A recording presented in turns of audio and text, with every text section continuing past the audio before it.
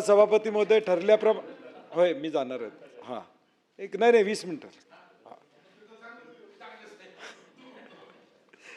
सभापती महोदय परवा जसं बिझनेस ॲडवायझरीमध्ये ठरलं की काही डिपार्टमेंटवरच या ठिकाणी चर्चा व्हावी आणि ती चर्चा चांगल्या पद्धतीची व्हावी, ज्या चर्चेतून या महाराष्ट्रातल्या लोकांना न्याय मिळावा या दृष्टीनं आमचा विरोधी पक्षाचा 260चा प्रस्ताव या ठिकाणी दिला.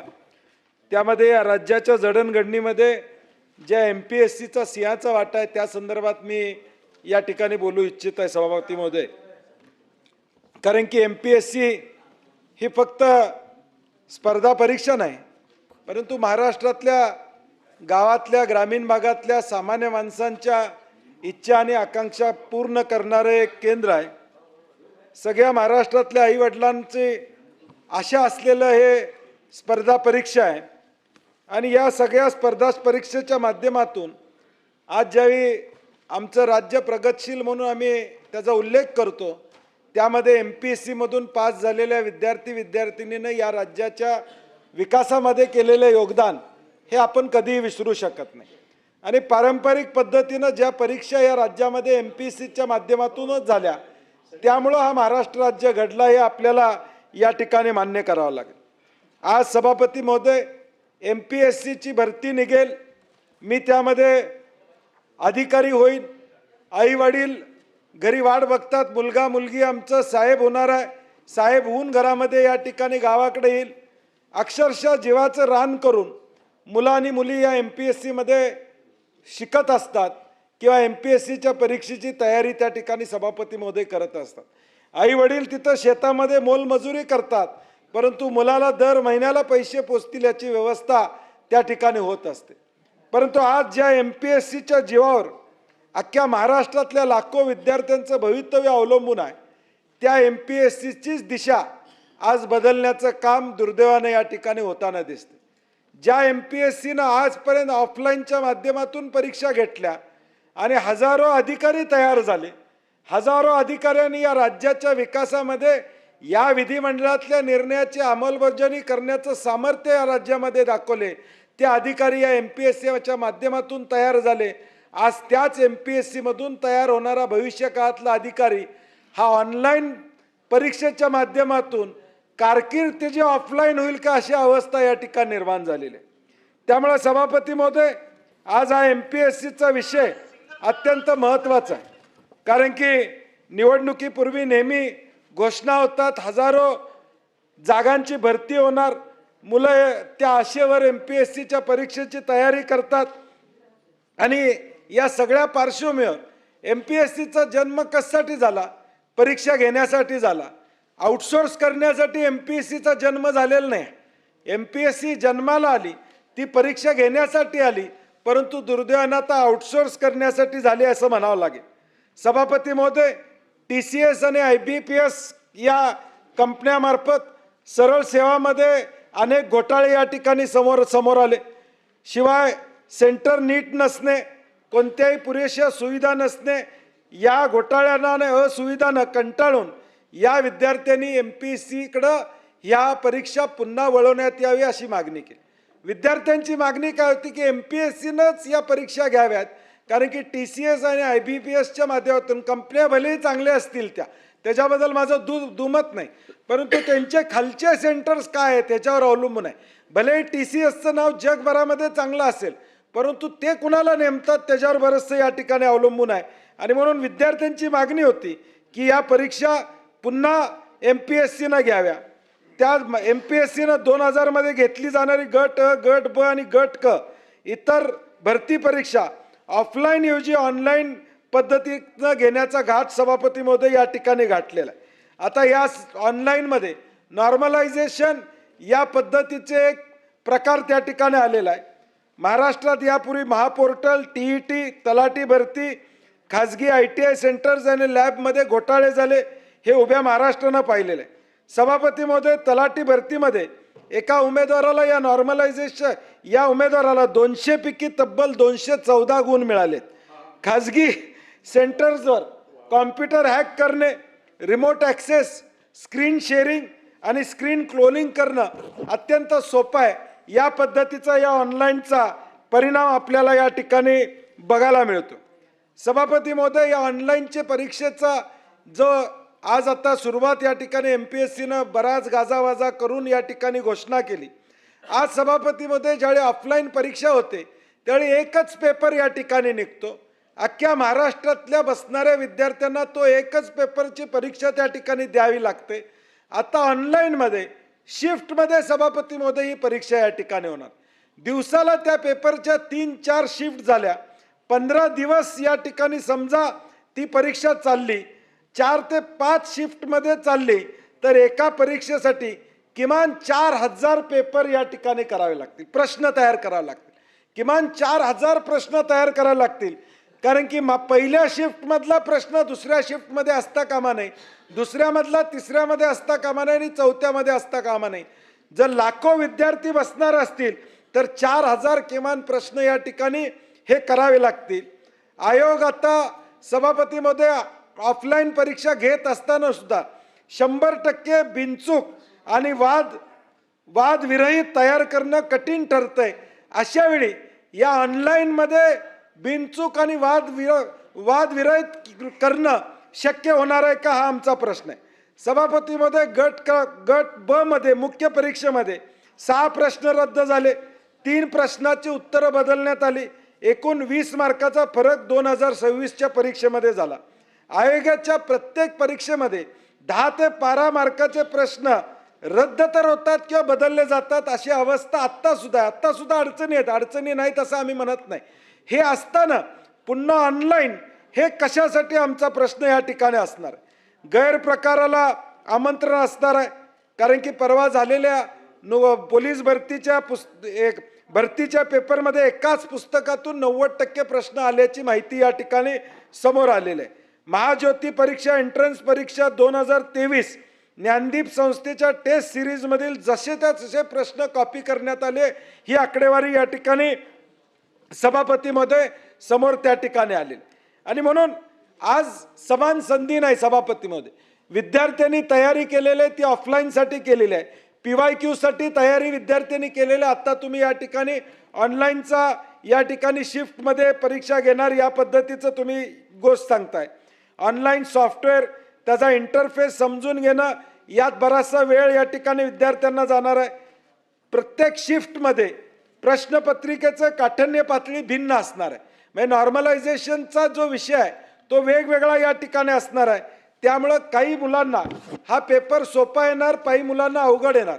सभापती महोदय, सोप्या भाषेत सांगायचं झालं, एक शर्यत लागती, रेस लागती, रेसमध्ये 10 लोक मुला मुलींनी भाग घेतला, पहिला येईल त्याला गोल्ड मिळतं, दुसऱ्याला सिल्वर, तिसऱ्याला ब्रॉन्झ, नंबर परबसाहेब लागतो। आता काय, एका शिफ्टमध्ये जे समजा 5 विद्यार्थी वीक असतील आणि राहिलेले 90 विद्यार्थी या ठिकाणी चांगले असतील, तर आणि पुढच्या शिफ्टमधलं चांगले विद्यार्थी आणि वीक विद्यार्थी यांची नॉर्मलायझेशन या ठिकाणी होणार पूर्व परीक्षा झाल्यानंतर।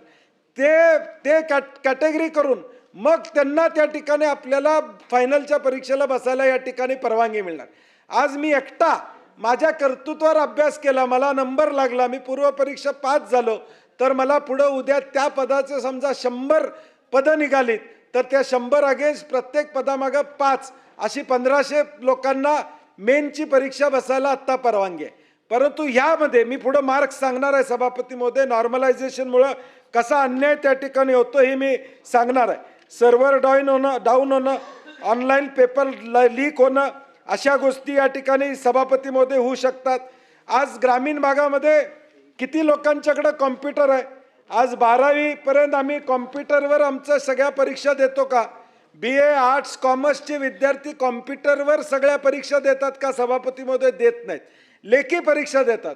आणि मग तुम्ही सडनली एकदम परीक्षा MPSC सारखी परीक्षा डायरेक्ट त्यांना कॉम्प्युटरवर बसायचं आणि त्याची उत्तरं आणि प्रश्न आणि उत्तरं त्या ठिकाणी द्यावी, हा अन्याय होणार आहे।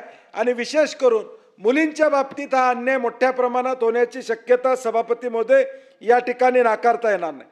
आज 12वी 10वीचे 10-20 लाख विद्यार्थिनी बसतात, त्यांची ऑफलाईन परीक्षा राज्य या ठिकाणी घेतलं। घटनात्मक MPSC घटनात्मक आहे, 12वी 10वी बोर्ड घटनात्मक नाही तरी चांगल्या पद्धतीनं या ठिकाणी त्या परीक्षा पार पडतं. 10-10, 20-20 लाख विद्यार्थ्यांच्या, इथं 4 लाख, 2 लाख, 5 लाख विद्यार्थ्यांच्या ऑफलाईन परीक्षेला घ्यायला काय अडचण आहे असं मला सभापती महोदय या ठिकाणी वाटत नाही. या ऑनलाईन परीक्षेला आता परवा जलसंधारण अधिकाऱ्याची ऑनलाईन परीक्षा झाली. उमेदवाराचं नाव घेत नाही, उमेदवारानं परीक्षा केंद्रावरील कर्मचाऱ्याला 25,000 लाच दिली. 10 वाजून 15 मिनिटं वाजल्यानंतर 15 मिनिटं बाकी असताना त्यानं सगळे उत्तरं या ठिकाणी लिहायला चालू केली. ते सापडली हा भाग वेगळा, परंतु TCSच्या कर्मचाऱ्यांना बाहेरून त्यांना उत्तरं या ठिकाणी पुरवली. ही हे माहिती समोर आली. 11 जणांना अटक झाली. TCS कर्मचारी, त्यातल्या 3 कर्मचाऱ्यांचा समावेश आहे या ऑनलाईन परीक्षेचा परिणाम या ठिकाणी. सभापती महोदय, मी मगाशी नॉर्मलायझेशनचं आपल्याला माहिती सांगितली. नॉर्मलायझेशनला या ठिकाणी झाल्यानंतर अनेक हुशार मुलांना त्याचा फटका या ठिकाणी बसणार आहे. हा सांघिक खेळ नाही. जसं फुटबॉल, हॉकीमध्ये 10-11 जणांची टीम या ठिकाणी घेते आणि मॅच जिंकते, इथं मॅच जिंकायचा दरेकर साहेब या ठिकाणी विषय नाही आहे. इथे एकटा माणूस नोकरीला लागणार आहे. MPSC मध्ये टीम नोकरीला लागणार नाही. आता तुम्ही टीमच्या परफॉर्मन्सवर एकट्या मार्काचं मार्किंग या ठिकाणी ठरवणार आहे. टीम कशी वागली त्याच्यावर तुम्हाला गोल्ड मेडल, सिल्वर मेडल आणि ब्रॉन्झ मेडल मिळणार आहे. मी उदाहरण त्या पद्धतीनं सभापती महोदय या ठिकाणी देतोय. हा गुणवत्तेवरील लेवल प्लेइंग फील्ड या ठिकाणी असणार नाही सभापती महोदय. आता एक गट क तलाठीची या ठिकाणी परवा परीक्षा झाली.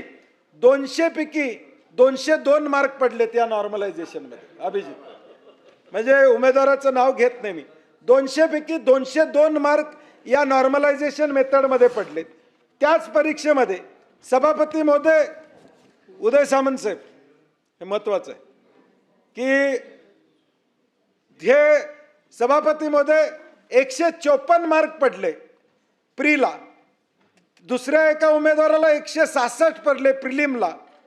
154 पडले. तो ज्या शिफ्टला होता त्या शिफ्टचं नॉर्मलायझेशन सगळ्या शिफ्टचं केल्यानंतर त्याचे मार्क झाले 193 नॉर्मलायझेशनच्या फॉर्म्युल्याप्रमाणे.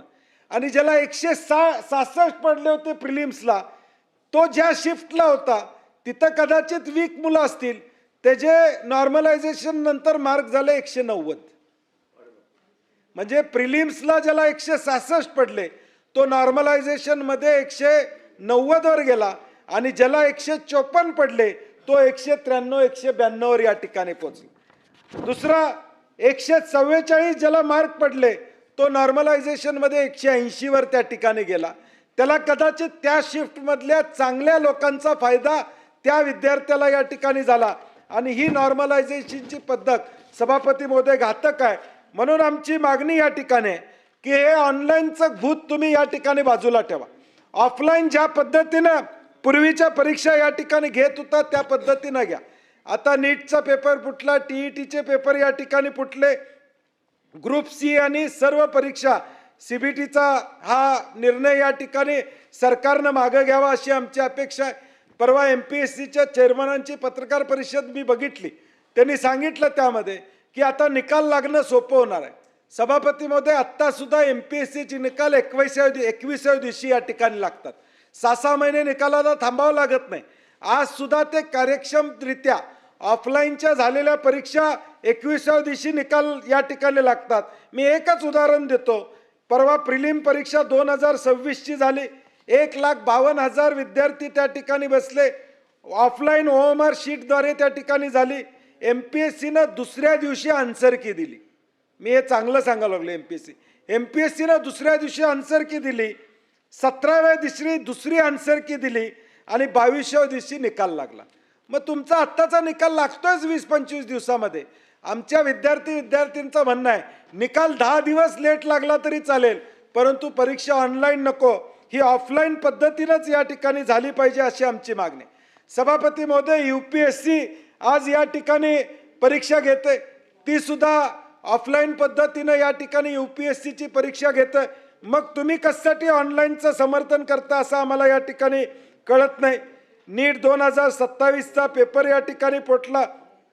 आता परवा TETला जसा तर्क लावला होता की बाबा नीटचा पेपर फुटला म्हणून आम्ही आता काळजी घेतली, ती काळजी कशी घेतली आपण बघितलं. तो सुद्धा पेपर या ठिकाणी फुटला, हे वास्तव या महाराष्ट्रानं या ठिकाणी पाहिलेलं आहे. आणि म्हणून MPSCनं हल्लीच UPSCच्या धर्तीवर आपला अभ्यासक्रम घेतलेला आहे. मग अभ्यासक्रमाचा आणि बाकीचे निकष तुम्ही UPSCचे घेत असाल तर मग परीक्षेसाठी ऑफलाईन या ठिकाणी करण्याला काय अडचण आहे असं मला वाटत नाही. TCSच्या कराराबद्दल मी काय बोलणार नाही. TCS चांगली कंपनी आहे, परंतु त्यांचं नियोजन किंवा सेंटर्स हे चुकतायत हे आपण या ठिकाणी सांगणं गरजेचं आहे.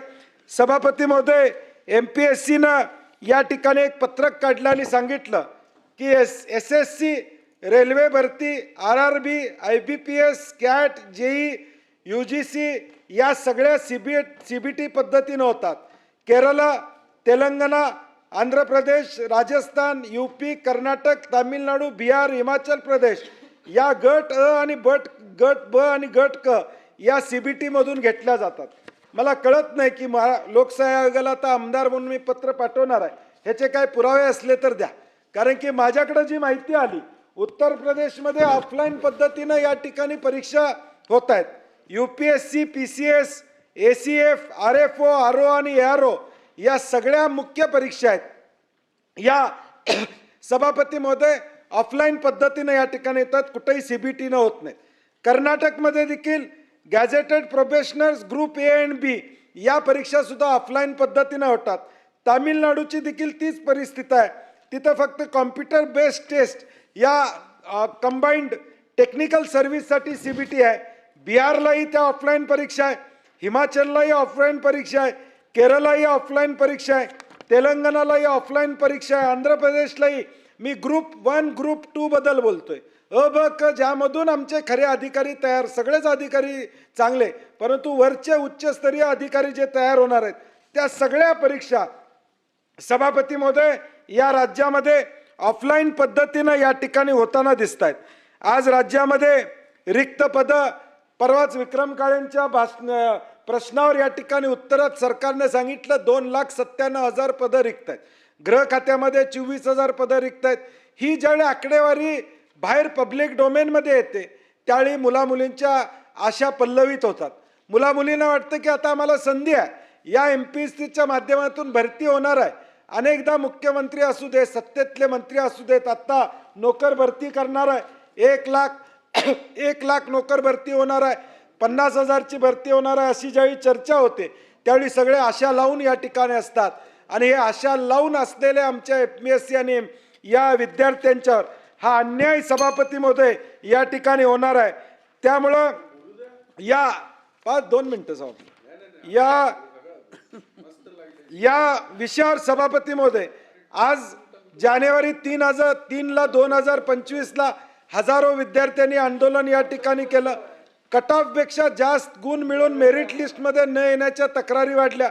MPSCच्या वेबसाईटवर 16 एप्रिल 2025ला no data found, no image found असे एरर्स या ठिकाणी आले.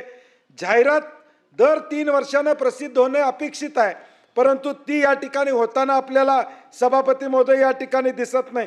अशा अनेक गोष्टी MPSCच्या बाबतीत जरी असल्या तरी काही 90% प्रमाणात MPSCनं स्वतःची विश्वासार्हता राखलेली आहे. या खाजगी ज्या कंपन्यांच्या माध्यमातून ही विश्वासार्हता सभापती महोदय या ठिकाणी टिकणार नाही. त्यामुळं आमची मागणी आहे की या परीक्षा ऑफलाईन घ्याव्यात, ऑनलाईन घेण्याऐवजी ऑफलाईन घ्याव्यात. दुसरी एक मागणी सभापती महोदय, प्रवीणजी, या ठिकाणी सरकार म्हणून आपण सगळ्यांनी घेतली पाहिजे. हे राज्यातले लाखो विद्यार्थी आज प्रत्येक परीक्षेला बसतात. मग मुंबई महापालिका असू दे, नवी मुंबई असू दे, मीरा भाईंदर असू दे, कल्याण डोंबिवली असू दे, MMRD असू दे, भाई ठाणे महापालिका असू दे, किंवा सगळीकडे या ठिकाणी बसतात. प्रत्येक ठिकाणी सभापतीमध्ये किमान 500 ते 1000 रुपये परीक्षा शुल्क या ठिकाणी भरायला लागतं. माझं म्हणणं आज एज मर्यादा प्रत्येकाला आहे. या वयोमर्यादापर्यंत जठार साहेब नोकरी सरकारमध्ये लागते. 1 टाइम फी त्याच्याकडनं घ्या त्या विद्यार्थ्यांना. राज्यातल्या कुठल्याही सरकारी निमसरकारी परीक्षेला तो बसू शकतो, या पद्धतीचा नियम आपण केला पाहिजे. नाहीतर 50,000 1 लाख रुपये हे परीक्षेसाठी सभापती महोदय जातात, प्रवासाचा खर्च वेगळा, राहण्याचा खर्च वेगळा. आम्ही पोलीस भरतीला बघतो, ग्राउंडवर या ठिकाणी मुलं झोपलेली आपण त्या ठिकाणी बघतो, ती अवस्था आपण बघितलेल्या आहे. त्यांची राहायची व्यवस्था सरकार म्हणून आपण या ठिकाणी करत नाही, ही अवस्था आहे. आणि म्हणून माझी एक मागणी, मी हे ऑफलाईन आणि ऑनलाईनची आकडेवारी या ठिकाणी सांगितलेलं आहे. सभापती महोदय, ही कुठली मागणी MPSCच्या विद्यार्थिनींनी केलेली नाही. मागणी काय होती? TCS IBA PS ची परीक्षा MPSCनं घ्यावी, त्यांनी परत जावंय म्हणून TCSला नेमू नये, हे आम्हाला या ठिकाणी अपेक्षित नव्हतं. MPSCनंच ऑफलाईन परीक्षा घ्यावी. भले 4 दिवस निकाल लागला, वेळ लागला तरी आमची हरकत नाही, परंतु आमची मागणी आहे की या परीक्षा MPSCच्या माध्यमातूनच या ठिकाणी घ्याव्या. आउटसोर्स करण्याची गरज या ठिकाणी नाही आहे. CBT centre, computer based test असं त्याला नाव दिले. माझं म्हणणं साहेब, सभापती म्हणे कॉम्प्युटर बेस्ड टेस्ट नाही आहे, कॉम्प्युटर बेस्ड टॉर्चर आहे. हे कॉम्प्युटर बेस्ड टॉर्चर आहे. या विद्यार्थिनींच्यावर राज्य शासन टॉर्चर करतंय.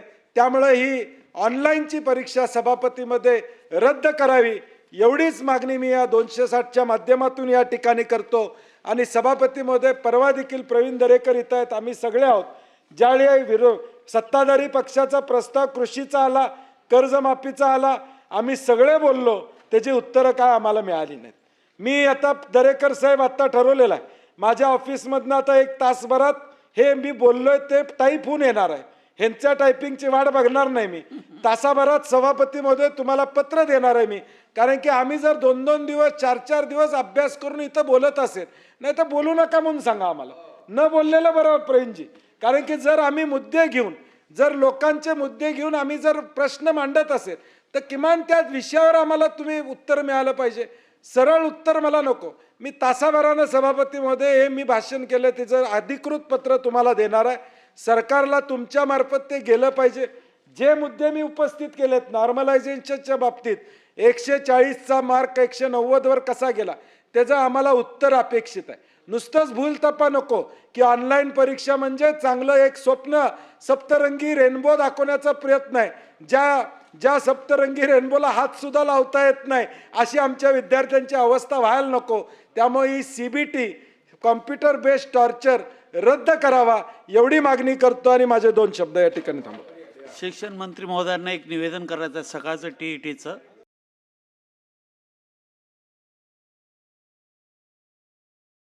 ते निवेदन करा. सभापती महोदय, प्रताप परीक्षा TET